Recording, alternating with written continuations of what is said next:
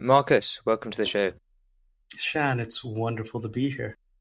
You are someone who helps people with parenting for specifically preteens. So, what is your background and what inspired you initially to start supporting parents in this? Cool. Hello. Yeah, my name is Marcus. I'm a communication coach for parents of preteens. My background is my mother's from the Philippines, my father's from the Bahamas, and I studied communication in university. I actually went out to be a missionary, sincere missionary. I say, like religion has never been a burden for me. I say my worldview expanded, and I never pushed my ideas on anybody, but it's the reason I mention it is because it informs the work that I do now. I taught in Saudi Arabia, taught in South Korea, taught in Spain, taught in Thailand, and I was in the classroom. I taught English language arts. One time I told my chairperson, I was like, it feels a lot like therapy. He said, it's because it's the humanities. We're teaching people how to be human. And now the work I do, I'm back in the Bahamas with my aging parents. I work with parents to be a coach during this transformational time. We were talking about this before the show started, but this is like the formative years when a strong impression can be made. And yeah, that's what I do. I want to be effective in my communication with parents so that they can effectively communicate awesome stories and stories of empowerment to their kids to meet the stresses of life. Was there a specific experience which meant that you wanted to do that with that specific age group? Is there a thing that you went through that was the thing that triggered that desire to do that? Sure. Um, I mean, life happens and then we give it meaning. We get to choose the reasons and whatnot. When I was 12, my father came to the Bahamas. My mother and father divorced, so she stayed in California. And I came here. There was community with my aunts and uncles, and in the Bahamas, had an awesome upbringing there. And I say awesome in that it wasn't without its stress. I was always other, or I was always different, right? Um, Being half Filipino, and I have a funny accent in the Bahamas.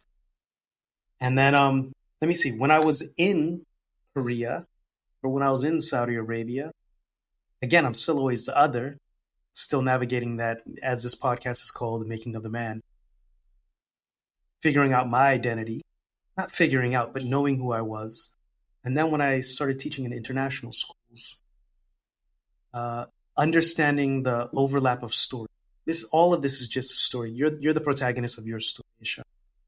And when you know that, people go through the same beats of a story.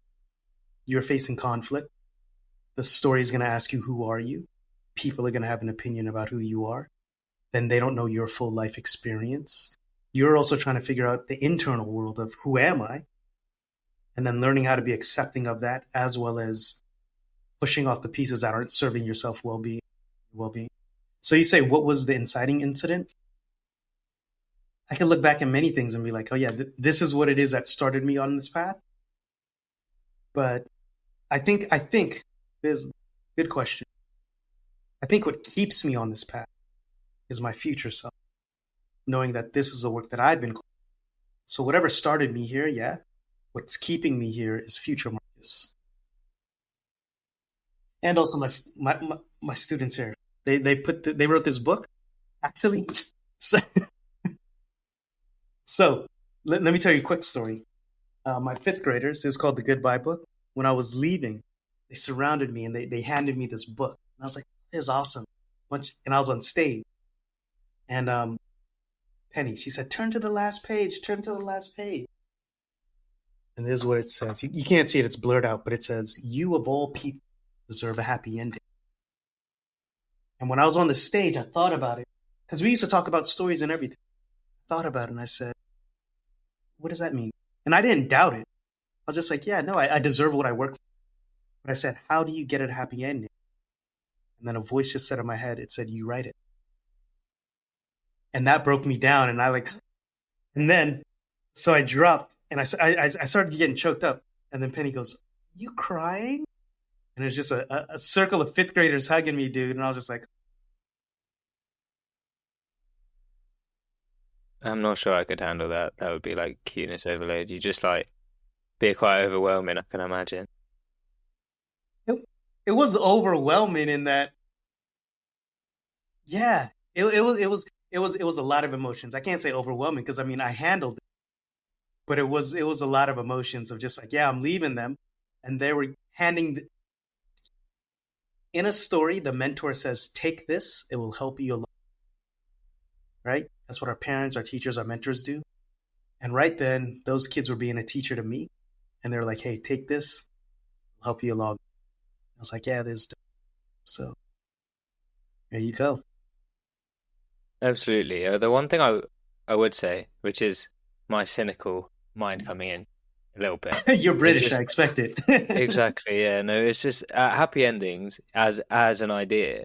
Do you think our perception as we grow up of what a happy ending means changes? So from someone who's like a fifth grader or and that age where what they perceive as like a happy ending in like life in general, like how does that change? And is it important that that perspective either doesn't shift too much or at least changes in a way to the point where you're not overall just don't believe in it at all kind of thing? Because I feel like it's quite easy these days to be like, ah, it's a load of rubbish. That's just Disney movies. So how important is it that that doesn't the idea that not happy ending like perfect, but like the idea that you can find happiness doesn't get lost in the mire of life in general? Yeah, beautiful question. And I'm only asking this not as a judgment, just so that I know how the context of this. I assume you're mid 20s, early 20s. Yeah, I'm 20. Cool, cool. Um, oh man, three things came to mind. Do you remember the movie American Beauty? Won American Oscar. Yes, I know that. And the reason I mention it, he wakes up in the morning. He says every everybody says this is going to be the last day of your life. When most people don't live that way until it actually is. Kevin Spacey's character had a crappy life, so to say, comparatively, like for success standards. The last shot of the movie of his life, he looks at his picture and he realizes it's a picture of his family, and he realizes everything that he has lost, but he's making an effort towards, and he smiles, and he's in a sense happy. But the next scene, he's shot. Like he loses his life in that moment, but he's in a moment of happiness. Is that a happy ending? Right? That sounds very philosophical, but let's look at this. Happiness is not the end all and be all. I think well being and flourishing, or like knowing yourself, know thyself and you'll understand the secrets of gods and men. I think that's what life is about. But it doesn't matter what I think life is about. You have a different set of values. Values just means what's important to you. And if you get what's important to you at the end, fullness of it, isn't that what a happy ending is? You're fulfilled. You've reached your desire. Now here's a last thing. There's no ending to this cyclical thing of life. Like every new beginning is the beginning of some other end. Not to get poetic, but I mean your parents' life is going to end, and is that the beginning of your life? No, it just crosses over. So these circles are just crossing over. There's really no ending to it all.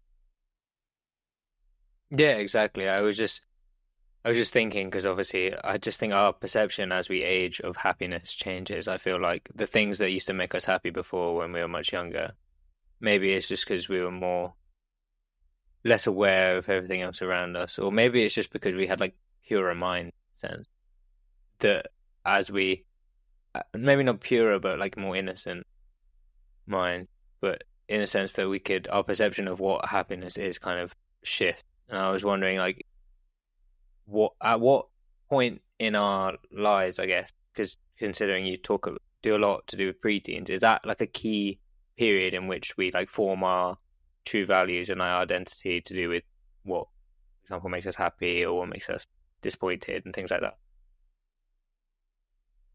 Okay, man, beautiful question. Thank you. So I'll touch on something before I answer your question. We talked earlier before the podcast started about the opinions of others and how it formed our view on. There's this. quick phrase that says, they ask this older person in life, golden years, what would you have changed in life? Or would you realize about life? He said, in my 20s, I cared so much about what other people. Then in my late 40s, I started to realize, I really don't care about what other people are thinking. And then in my later years of life, I finally realized nobody was thinking about me at all. It's like from Naval Ravikant, it's an inside game. So as you start to experience life and go through the transitions, your values change, the thing that feels important to you. Now, this is to answer your question. Every time you go through transitions, change, we gain an understanding of life. We gain an understanding of ourselves. Because all change happens is from forces. Conflict, as it's described in narrative, means different wants. That's all conflict means. Two things wanting different. When you're transitioning from a dependent into an independent person, that's your first break. That's when you're going to have the most insight into your identity. That's why music hits harder. It's actually biological. When you're entering adolescence, there's a dump of chemicals in your body. And for you to form your independence, you're going to have to try many different. So you're highly sensitive. Your highs feel high and your lows feel low. Like you are taking this world in, as well as you're cutting off pieces of your identity that you felt didn't serve you. Quite literally, your brain it's called a purge. Look into Dan Siegel's work. He talks about mindset and all that. So if we can implant a story at those formative years, and when I say implant a story, if I can tell you evidence of your personality, of you at that age, that can form your approach to life from then on. And I mean, you've lived through that as a 22-year-old. But one phrase I say is, be mindful of the voice with which you speak to children, or in time that becomes a voice with which they speak to themselves. Right when I say that, you remember something that someone said to you. I mean, yeah, absolutely. I think, yeah, to be fair, I think it's more, it makes you think of everything, really, I guess. Not like a lot of experiences you might have had as a kid. You might have like specific fond memories about one person who spoke to you very kindly and one person that didn't. And then I guess you almost kind of have to choose what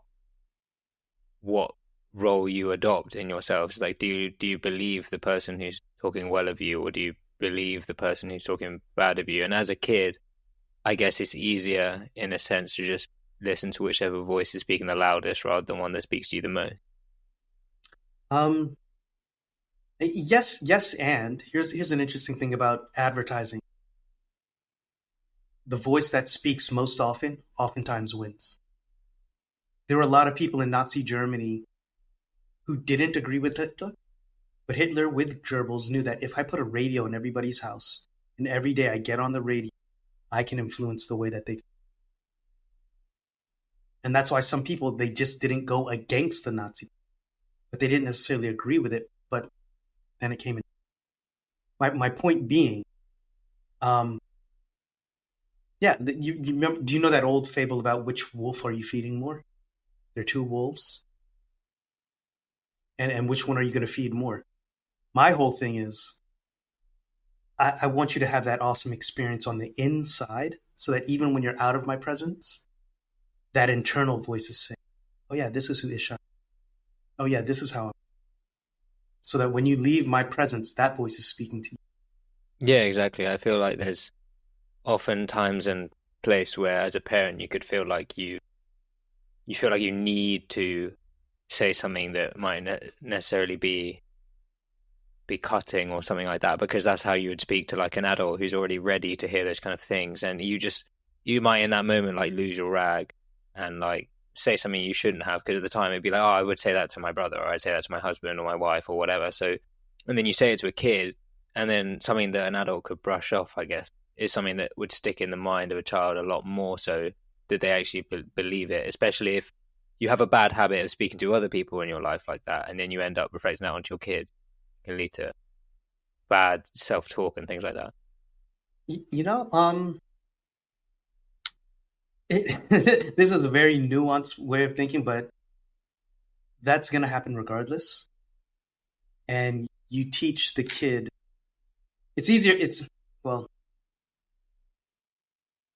there will everything that eventually grows must first break, and we can't protect our kids from all the attacks. Can't. That's just like we can equip for dealing with the attacks as they happen. And this is protecting them again from the inside out. Sometimes, and you're right to your point, we don't want to be the source of those threats, those seeming threats. But sometimes kids perceive you speaking firmly or you speaking harshly as an attack. And again, that's where the nuance is. It's just like, I'm not speaking down to you. I hold your dignity. And and that's why trust is built over time. So that's the work that I do with parents. So how do you still create, hey, I want you to show up and have an expression of this, but I'm not speaking down to you. Because some people see learning as a threat. And I mean, really, this is life. Like, this is the same story that's been told again and again and again. And sometimes you really do pop off. And when I say pop off, speaking from my own lived experience, like I was speaking encouragingly to a family member, and he started laughing at me. He was scoffing. And he's a cynic too, which is, I don't hold any judgment towards anybody, right? But I said to him, like, because I got angry. This was me in my younger days. I said, I'm trying to tell you something that's empowering you. But if I told you this, this, and this, and this, and I knew his insecurities, I said, then you take it to heart. I said, both of these things are true, but it's whatever you want to choose to be true. And when I told him this, this, and this, we automatically give a lot of value to negative thoughts. I saw his heart drop. And that's why I said to myself, I don't want to speak those things. As, anyways, it's just a personal choice that I made. I'm not going to contribute to the garbage that's already inside your head if I could contribute something else. Or the disempowering thoughts. I won't even call it garbage because it's valid. It's valid in your head. Like it is your. So from that, how can you, as a parent, try and aim to have your child follow certain values or behaviors that you kind of want to see in your kid and like have a healthy identity without becoming too overbearing to the point where they kind of go the other way and go, oh, you just leave me alone and stop telling me everything you want to do. Especially that's the kind of age, I guess, around like between like 10 and 13 or that kind of age where they're not quite teenagers, but they're definitely not wanting to be told everything they want to do. Like, how do you find that balance, really? Sure. Find the balance is the key. So understand you are going to fall on your face. When you do fall on your face, when you do boff up, when you do break the trust, that is coming back to say, this is not the person I want to be. I'm making it right. I'm choosing to go different. But to your question, how do you share your values without being preachy? One thing about life is you learn you can't control another person. You can only influence them. That's one. Second thing is it's not personal when a kid starts popping off. And when I say pop off, you understand that, right? Of just like having an attitude, speaking maybe in a disrespectful way. Like you validate their emotions. Like I understand what you're going through emotionally. Thank you for that. Not all behavior is acceptable. I don't speak to you in a demeaning way. I don't expect you to speak to me in a. And if you do, like when I do it to you, I apologize because I do respect your feelings. I'm not trying to make you cry. So that's two things. Another way is through stories. I'm sure your parents have stories as to why they things they value. When they share those stories, they can open up the conversation of, this is why I believe it. You don't have to believe it. And that's where conflict comes from. It's when we want something else for somebody else. If they don't want it, that really is their choice. That is giving them their autonomy. And then how do we manage our emotions when other people have different that's the other point of life. That's why I work with parents. I don't necessarily work with their kids. I can refer their kids to other places for their kids to live a life. But I work with parents of how do you manage yourself of not taking it personally, understanding that it's not permanent, and then it's not pervasive. It's not you as a whole person. It's your child is going through a moment. How do you support them in that moment, being their best self? Yeah, definitely. And I'd say another thing that might affect their kind of identity formation might be people at school and like their relationship with their peers, and especially in an academic setting. So how can someone as a parent navigate these kind of influences, especially if they feel like they might be the wrong kind of influences, whilst not also telling a kid immediately like, oh, you being controlling, like you can't be friends with this person, don't like so and so because this. How do you tread that fine line as well? Yeah, you're absolutely right. Parents' role always is to keep their kids safe when they're dependent, when they're independent, and then even when we're interdependent. Um, we've Parents' role, a wholesome parent, I say, is to keep their kids safe. Um,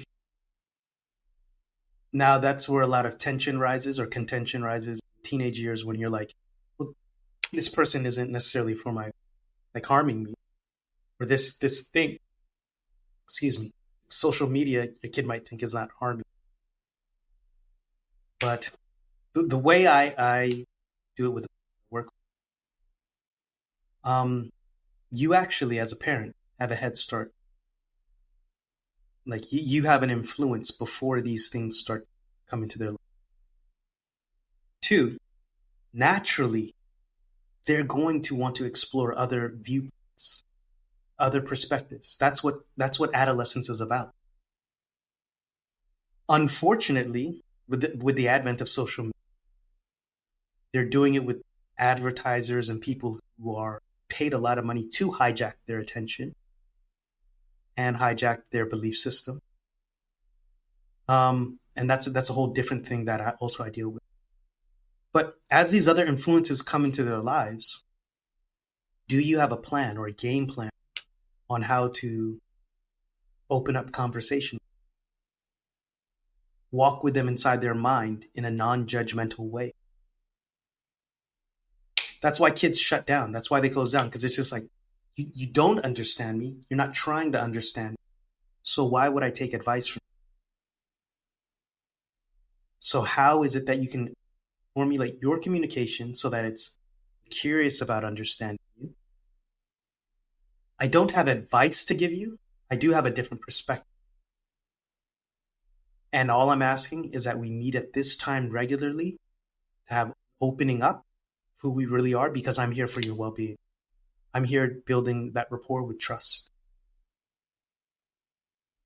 Yeah, definitely. I think a lot of parents probably have had the struggle of having their kid get home from school and immediately go to their room and seem to never reappear until the next morning, kind of thing.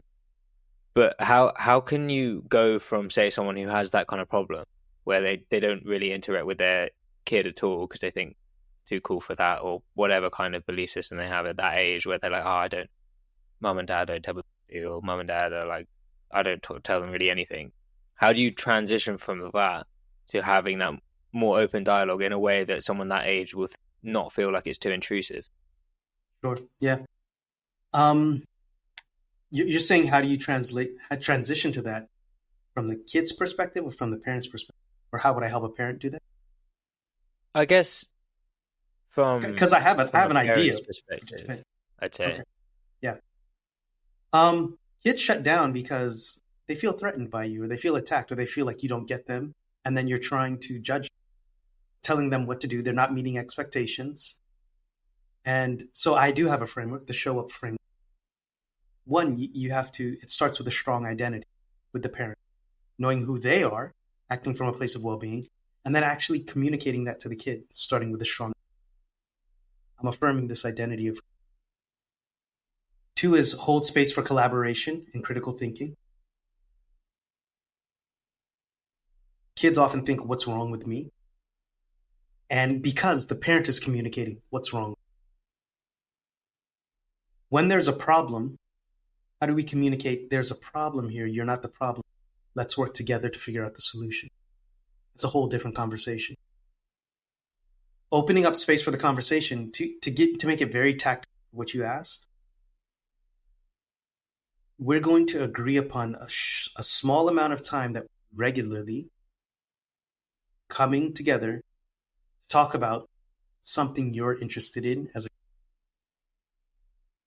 And when I say something you're interested in, it means you know why a lot of kids shut down? Sorry, just change thoughts right now. It's because they feel their parents not interested in. Interest, by the root of the word, inter means in between, es means essence, essential.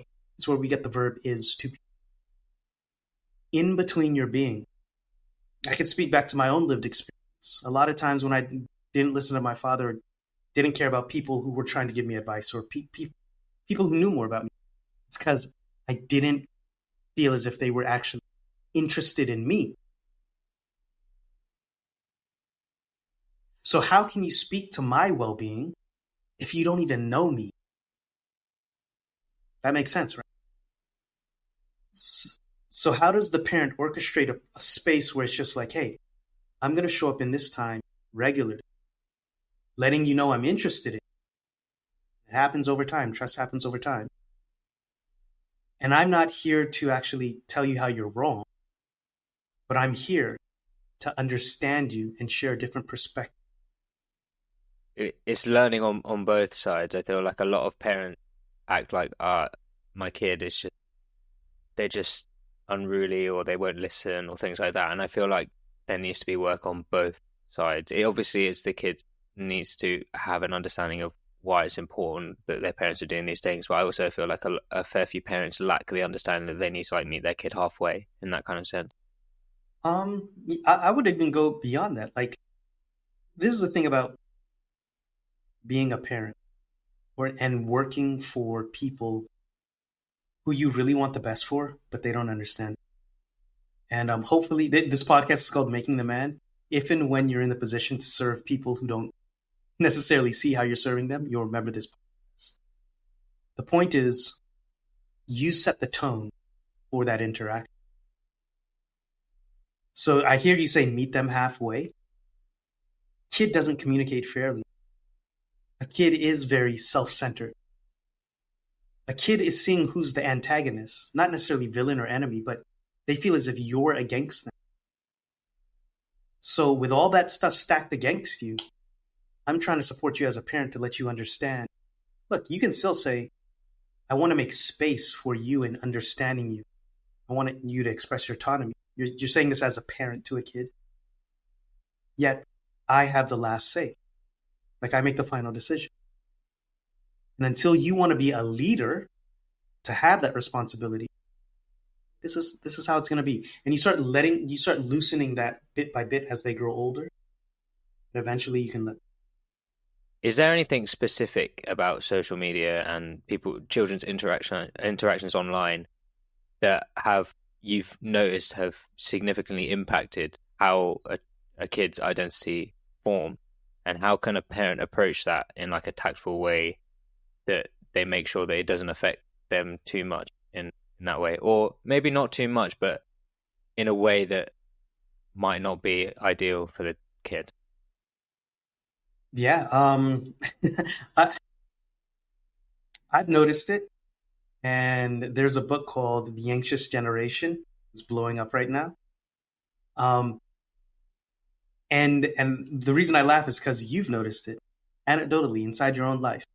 In our conversation right before this podcast began, you said there are a lot of people on X who had an opinion about a certain thing, and that's how we started talking. We said, no, let's save it for the podcast. But yeah, we've all noticed this. We've all noticed it. I have a workshop on my website combating that, how to start a digital plan and how to get having a plan on how to get outside more and have more human interactions. If it's a problem, that means there's an answer.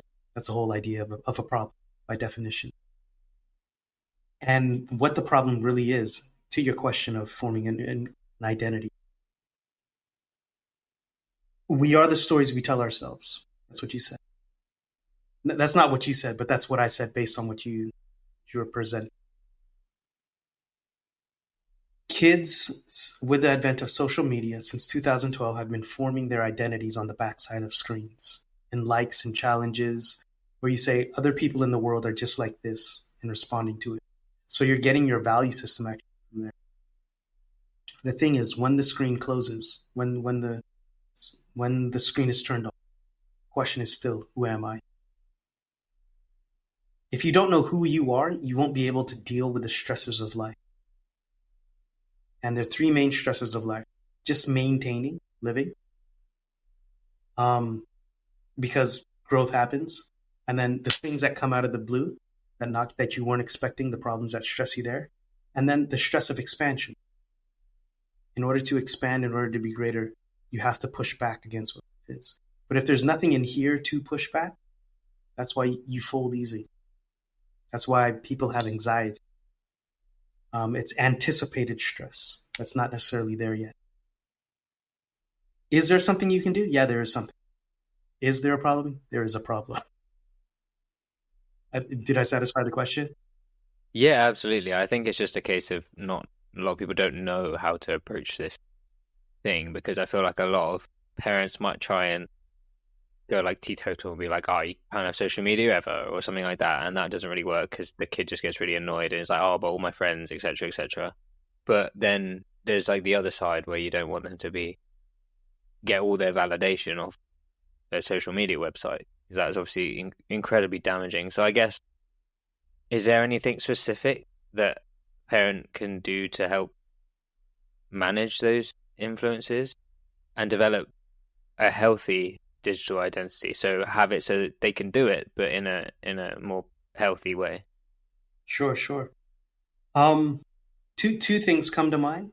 And before we even talk about those two things, I want to frame this conversation.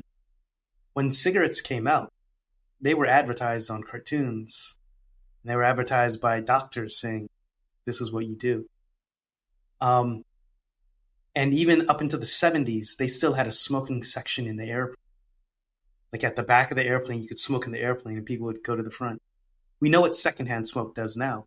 And it wasn't until I think the mid 90s or even 2000 in the States where you couldn't smoke in public areas. I don't know about public laws inside the UK, but it took so long for us just to see what the socially acceptable thing of smoking was, that the damage that it was doing. I mean, there's a problem with social media. I've not said that. Experts have said. So now that we've established really what the problem is, and we're slowly weaning ourselves off of it, what are some solutions? Be proactive about it. Establishing a strong identity within the kid. And in my world, that means something specific. That means speaking to virtues and values. That means seeing the good in the kid. And then virtues means the actions that they take to the well-being of the community and to the well-being of themselves. That's what virtues are.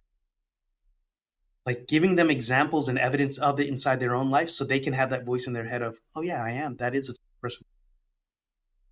And then values means what's important to them. Could be finance, could be friends, could be your faith.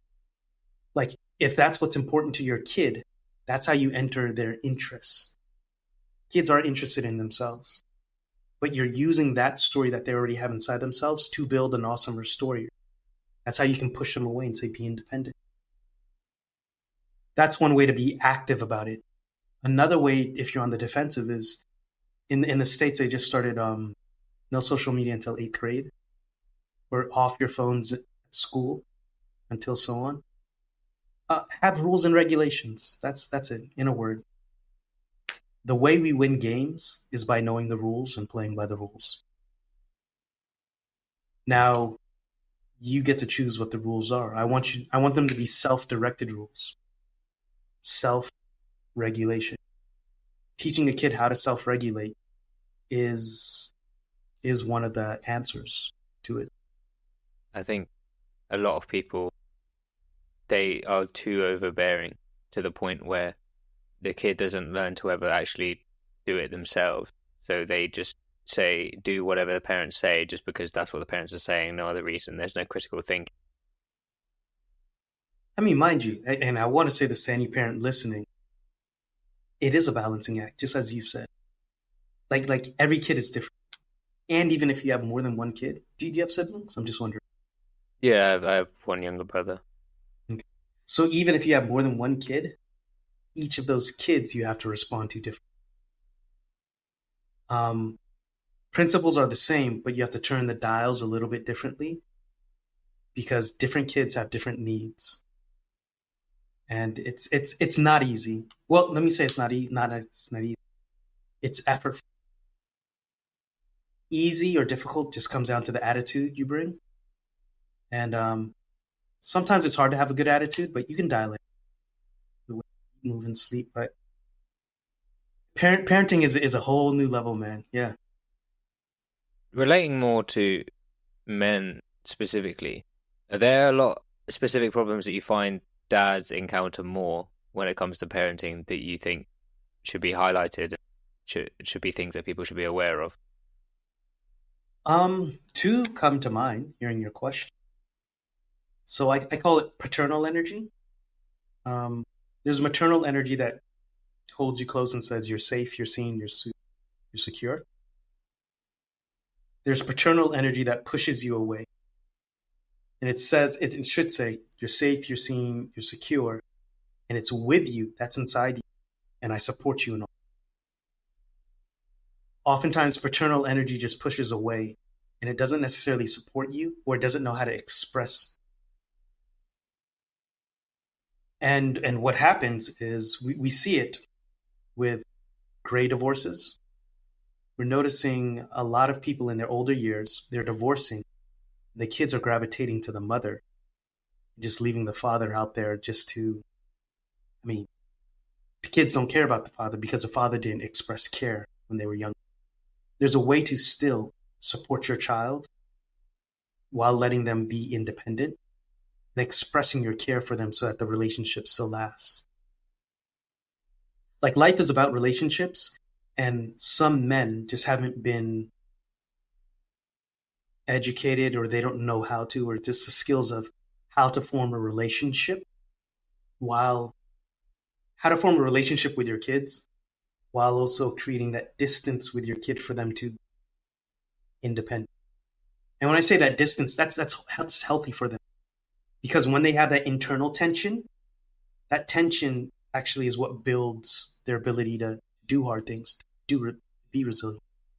Say, how could someone get better at that boundary setting so that they don't become either too overbearing but also neither too distant to the point where they feel like they're not engaged in the kids' lives and interests at all? Like, how would you find that ability to learn those kind of skills? Because I feel like that's like one of those skills that a lot of people just like, you just know how to do that, but obviously that's not useful to be like, well, you just should know, and you don't know. So, Yeah.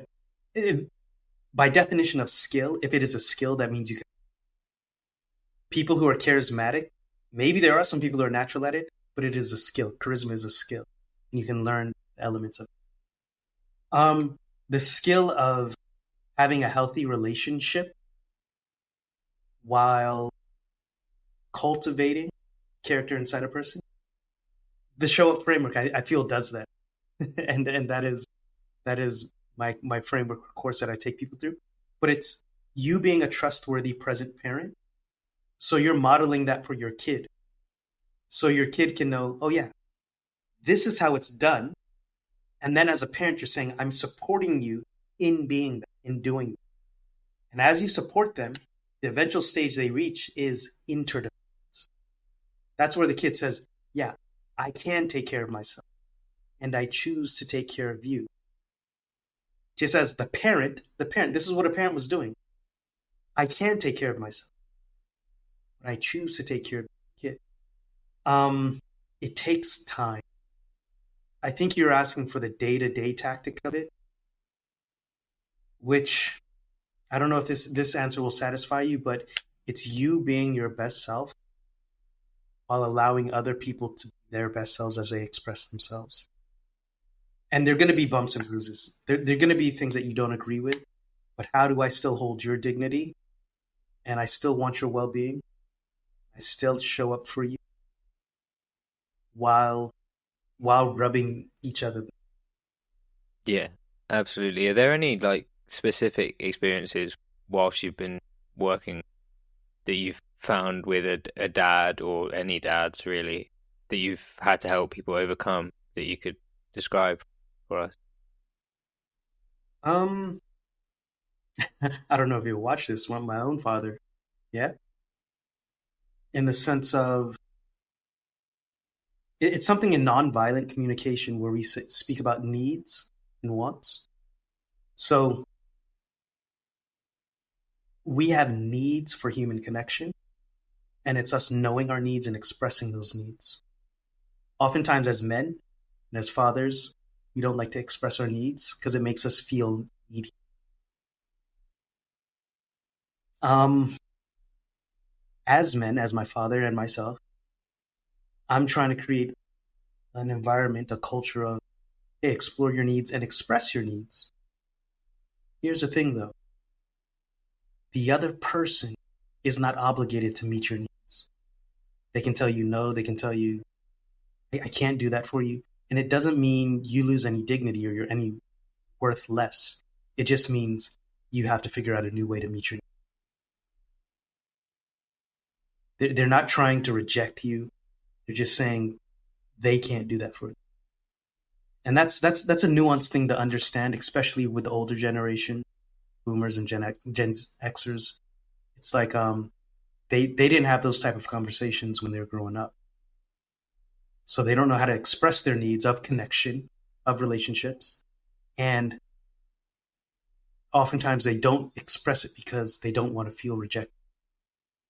A lot of dads don't really kind of get caught in two minds almost, and they struggle to like regulate how they feel themselves. So how could they ever understand how someone else, like a kid, would what to do with them when they can't sort out their own ability to do these things themselves, I guess. The interesting thing is the way you figure out how to deal with someone like that is it's in a word, empathy. And in order to have empathy, you have to be in tune with yourself. Some fathers, they didn't have empathy training or empathy tuning growing up. So they're not able to see how another person feels. And if you can't see how another person feels, you can't build any rapport with a person. You can't build that's why relationships do matter. And especially in the age of AI, when there's going to be more distance between people, like us rubbing up against people. When I say rubbing up against people, you know what I mean? But us having friction with people is how we learn about ourselves. And it is actually how life is more full. Mm. Yeah, I totally agree. I totally agree. I think it's a What's case up? of sometimes doing the right thing even when you feel like your kid doesn't care or notice almost. Like I feel like that's probably when it's most difficult to do the kind thing, to do the thing that's the right thing rather than to just even when especially for teenagers they'll brush it off or pretend like they don't notice or care when you've done something kind for them. They kind of go, they kind of grunt. I know because I was there. I was that person. Yeah, yeah. And like I feel like that's probably the most difficult bit to have that patience to be like, I know they're clearly not showing their appreciation outwardly, but inwardly you can learn to know that like a little grunt of like acknowledgement may not seem like much, but it actually is thank you for that. I needed that, but they just don't really express it. But having the emotional intelligence to know that that's not rejection is is something that a lot of people don't have. Yeah. Like, there are many layers to that. Culturally, like in some cultures, you don't say thank you for it. Or in some cultures, you don't receive that from your kid. It's just like, oh, this is my duty. Um, Another thing came to mind while you were talking. Some kids don't know how to express it, which you can't be mad at a person who doesn't have the skill of expressing themselves, right? But then, two, as a kid who starts to eventually grow up, you learn to appreciate that when you realize if you get to that point when you realize nobody else has to care about you. I don't know if you've been to that point yet in your journey, but it's when you realize nobody else in this world has to care about you. Like they can really just go on and not care about you. And then you realize, oh yeah, my parents made an effort to care about me even when I was being a jerk. Then you start to appreciate it more. And then that's when you realize, oh yeah, I can do this for somebody else. I can care about another person when um this is life. This is life. Yeah. Yeah, I mean, yeah, I guess it's just again, a lot of people don't know how to regulate those kind of things. Like that's why it may seem even alien to a lot of people just because they were never taught it when they were younger. So then they now having to relearn it as a fresh. So then they don't pass over those same bad tendencies to their children, and then the cycle continues. One way we say it is if a person is not meeting your expectations, it's one of two things. It's actually three, but one of two things. One, they don't have the skill, and that's what we're talking about. They just don't. Two, they don't feel supported in it. So they might be making an effort, but they don't feel they can be supported, so they don't make a full effort. Or three, it's just not important to them. It's just not in their value system. And for some parents, again, no judgment, no shaming, no blaming, no complaining. It's not important to them. I just don't align to work with those parents. That's not a bad thing. That's just where they are in their journey. And I choose to work with parents who actually can see the awesomeness in their kid and are working for it, because life supports those who support them. One thing I would say, obviously, I feel like this is more related to me specifically. Obviously, coming from someone who's my family would probably be multicultural, I guess, because I'm ethnically Indian, but I was raised in Britain. How can, as a parent, you like honor and integrate your culture whilst also allowing your kid to fit in as well? So I think I'm imagining myself having a child. Like I would want my child to like embrace Indian culture and be part of that. But also I remember being a kid knowing like not anyone else really at school. More so when I got older, it was less like there was more ethnic people, so it was different. But when I was younger, being like none of the people here relate to that. And when I was at primary school, so I just wouldn't talk about that. So how do you allow your kid to both honor your culture and be part of that, whilst also not being too overbearing with it, where they feel like they can't also fit in with their new culture almost, especially because they're in a country which isn't of their like ethnic origin, for example. Yeah, yeah, yeah. Um, and without getting into the specific of asking you the context, and I yeah, I could and I would. Um, I when I hear you say that, so your parents be strongly them. Like if they want to represent that Indian side of them, do it. Like yeah, introduce them. Introduce. Let me speak about it in generalities. Hey, okay. So like introduce that culture to your kid. Let them understand what it is. Let them know that people like us do things like this. That's what culture is. Culture just can be arbitrary, but it's just like we find this value. what I hear particularly in your story is as you went to school and you didn't see your culture there, it created a misunderstanding or a mismatch or whatever. Not whatever, but a mismatch. And you're like, where am I inside this? I would encourage parents to have that conversation with you to make sense of it. For them to say, you won't see it out there, but know that it's in here. And you meet that.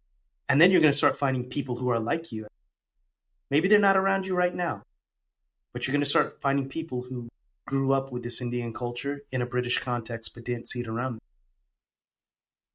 At school, that's another conversation they should have of what diversity means or what other cultures being here collectively means. Talk about bullying, or if not bullying, but how do we integrate and how do we work with other people? Some schools aren't having that conversation, and that's their challenge. That's what schools should do. That's their responsibility.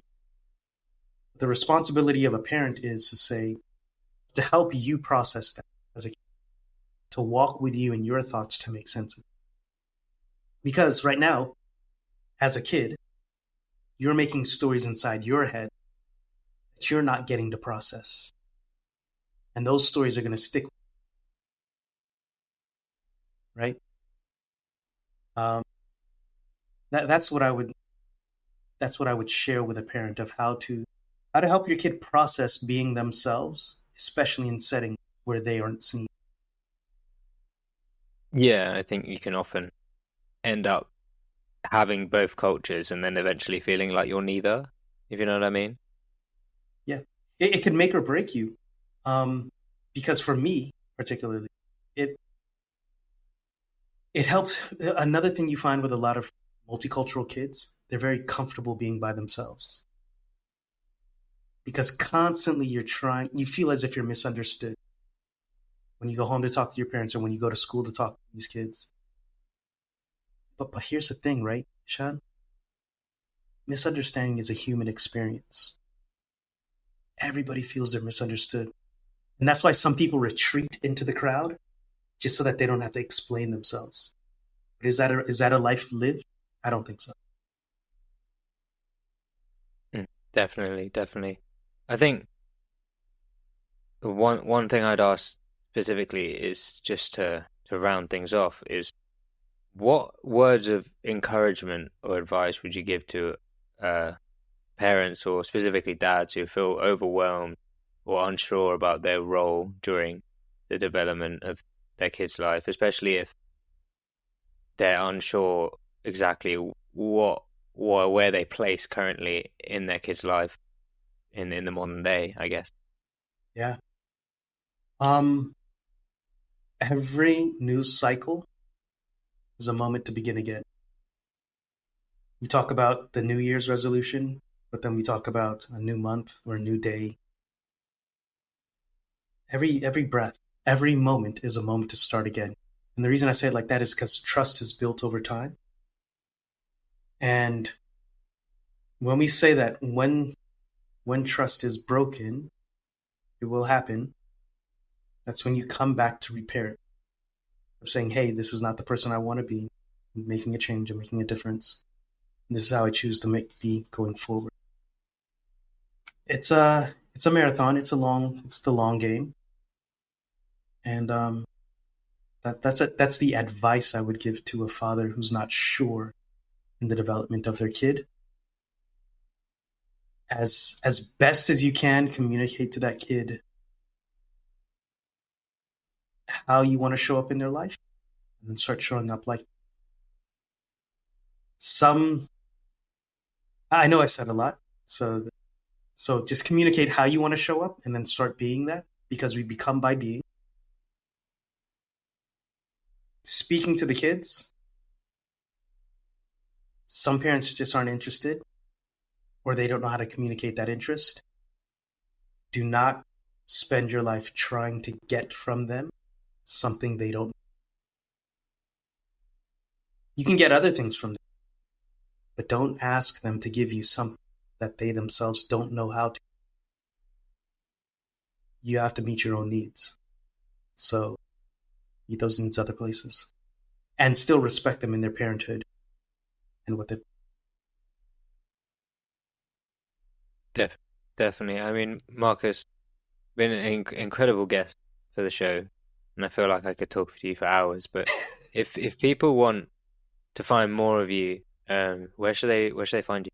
I hang out on LinkedIn, not so much on other social media.